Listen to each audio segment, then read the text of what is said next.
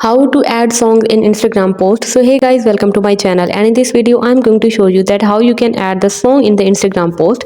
So open the Instagram and tap on the Instagram app on your device and go to your profile icon at the bottom or right corner of the screen to go to your Instagram profile, and then you will have to tap on the plus at the bottom center of the home page and choose the post. So you will have to tap right here on the plus, and then you will have to choose the post.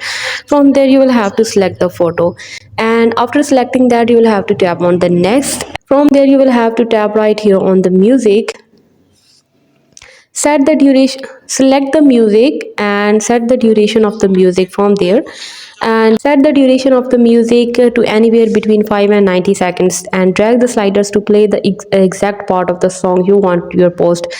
And then you will have to tap right here on the done in the top right corner, and then you will have to add the captions after doing the next, and then you can add the captions and a relevant hashtag for your post, and share your post. Tap to share the button to your Instagram. You can see okay, and then you will have to tap right here on the share, and this will be shared as your post.